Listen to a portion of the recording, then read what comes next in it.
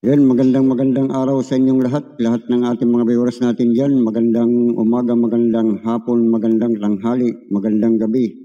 Saan man kayo naroon, magandang araw sa inyong lahat. Magre-reaction video tayo ngayon. Ito ay matagal na ating napapanood. At ang sabi niya ay ipapatupad daw niya pag siya ay naupo. Tungkol sa mga senior citizens na 100 years old, bibigyan ng 100,000. Ayan o. Napakagandang layunin niya. Sana natupad ito. At ngayon naalala ko na mayroon palang isang tao na gustong mangyari ito. Kasi ayaw niya na gano'n, yung 100 years old ka na sa kakabibigyan ng pasasalamat. Parang pasasalamat sa inambag mo sa buong Pilipinas. Dahil ayaw niyang gano'n kasi pag 100 years old ka na nga, karamihan hindi ka na makabangon. Minsan nga hindi na maabot ng patibayan na lang eh. Sabi niya nga niya, patibayan na lang eh. Ubusan ng Kaya ang gusto niyang, kung siya raw ay maupo, hanggang 60 lang. Pag nag-60 ka na, ibigay yung 60,000. Kasi ang senior citizens naman hanggang 6 years old pa lang eh. Kaya pag nag-60 ka na, dapat ibigay na yung 60,000. Hindi yun na papaabutin pa ng 100 years old ka, saka ibibigay yung 100,000. Kasi wala na nga, papasalamat para guminhawa nga naman. Paano kagiginhawa? 100 years old ka na. Halos di ka na makalakad. Swerte mo lang kung malakas ka pa nun. Ngayon nga, 70, 80, mahina na eh. Lalo na yung 100 years old. Sa bagay, ang mga nakikinabang dyan, yung mga apo, anak, mga kaapo-apuhan, kasi ito, minsan, pag na ganyan, 100 years old ka na, minsan nakahiga ka na, nakaratay ka na, naka-wheelchair ka na. Kaya totoo nga itong sinasabi nito, pag siya raw ang maupo, papanukala daw niya itong batas na ito na dapat hanggang 60 lang. Pagka nagka-60 ka na, 60 ang edad mo, bibigay na yung 60,000. Maganda itong layunin niya. Sang-ayon ako sa ganito. Kaya naalala ko na i-reaction natin ngayon kasi parang ang tagal na nito parang hindi yata natupad yung gusto niya. Hindi yata siya nakaupo. Kaya sana sa lahat ng ating mga mambabatas dapat ito batas. Kahit man lang yung kalahati ng 60, ibigay na. Total, 60 ka na eh. Pagdating ng ilang buwan, parang kahit installment siya na, pwede. Kaya lang, ang mangyayari ay ngayon, wala naman hanggang 100 ka Ang tao ngayon, swerte mo na pagka naka 100 ka. Siguro sa mga 10,000, baka isa lang ang magiging 100 ka. Abuti ng 100 years old. Sipin mo yun, sa 10,000 tao, baka isa lang ang umabot sa 100. Kasi ngayon, pababa na ng pababa ang edad eh. Minsan, na lang, 70 na lang, 60, meron pa nga bata pa, 40 pa lang, wala na eh. Marami ng mga sakit-sakit eh. Kaya sortihan na lang to eh. Kaya yun ang panukala ng magiging congressman sana siya, maging mambabatas. Hindi ko lang alam kung anong nangyari. Kaya ito yung reaction natin, panoorin natin guys. Meron ng batas na umiiral. Sa senior pa rin po.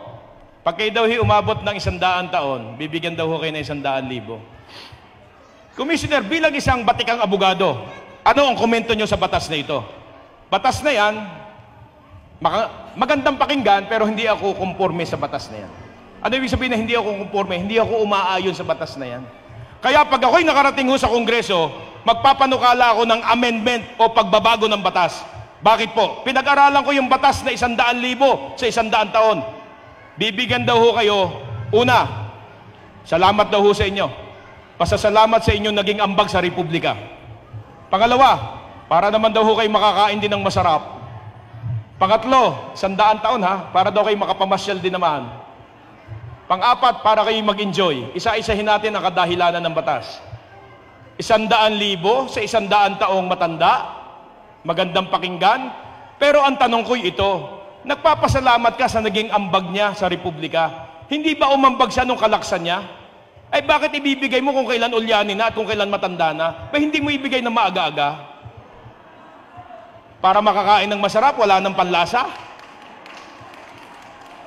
Nanay, tatay, para makapamasyal kayo, paano kayo mamamasyal 100 taon? 100 taon, na-attend kayo ng meeting ko?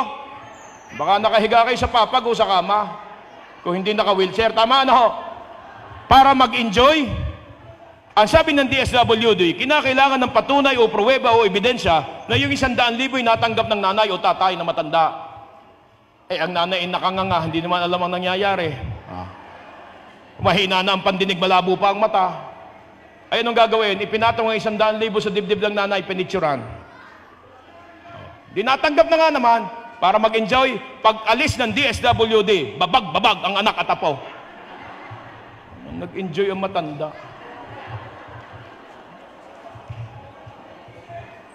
Ano ang aking panukalang batas? Pakinggan ho ninyo. Meron ng senior citizen law. That is an existing law.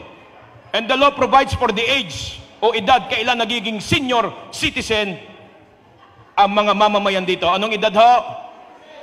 O, alam ninyo inyong batas 60. 60, senior kayo.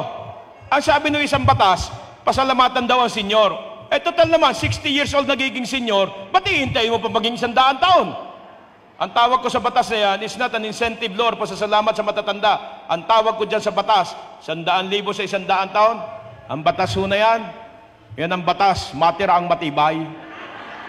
May ubusan na eh. Parang ayaw mo magbigay eh. Kung tunay na minamahal ng Estado at ng Republika ng Pilipinas ang matatanda ng bayang ito at ng bansang itong nagpundar ng kung anong meron tayo ngayon, ang aking panukalang batas, number 4, 60 years old naman nagiging senior, ang matatanda, ibigay na ang 60,000 pag nag-60 years old. May basihan ako sa batas. I have my basis in law. Mahirap yung daldal ka lang ng daldal eh. The law says you are a senior citizen at the age of 60. And the law says you have to thank the senior citizen. Then you have to harmonize the law. Maaari bang 40 taon ng pag-iitan ng batas na yan? Matanda, 60. Sabi ng batas, salamat sa matanda. Ay di salamat sa 60 years old, 60,000 pesos. At 1,000 kada taong nabubuhay kayo, 1,000. Kung umabot kayo ng 100 taon, 100,000 rin. Tama na ho. Kaya ako may pakiusap po sa inyo. Mga nanay, tatay, senior at magiging senior pa, ito ho ang pakiusap ko sa inyo. Pwede ka ho makiusap sa inyo? Pwede ho, sa Banas na Aray, pwede ka ho makiusap sa inyo? Ang pakiusap ko po ito, bawal hong mamatay ang mga senior citizen. Bawal. Bakit ho? Ipinaglalaban ko inyong karapatan. Isusulong ang batas sa mga angalaga sa inyo, pantay-pantay na pensyon, batas number 3, at pagpababata ng edad ng pasasalamat sa inyo, 60 years old, tapos mamamatay kayo? Ay lalong bawal mamatay bago magmayo 9. Kunti na nga, kukunti pa. Palakpakan ho natin ang ating mga senior.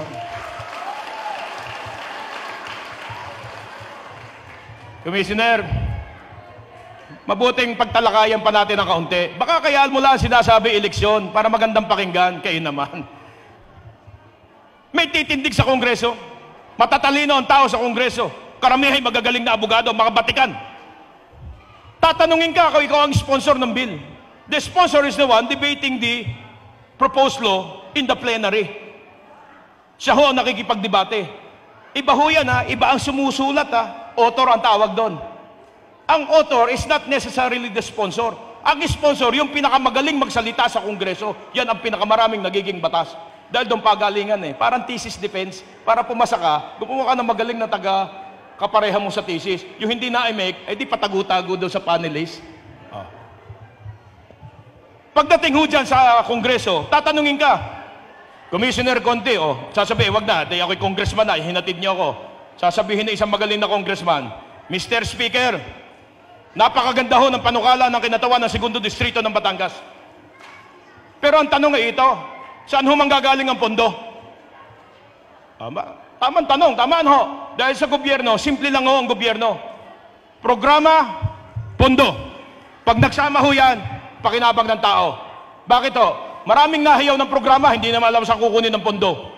Merong may pondo, wala namang programa, yun ang ninanakaw na pondo. Dapat yan, may pondo na, may programa pa, diretso sa tao. Ito ang sagot.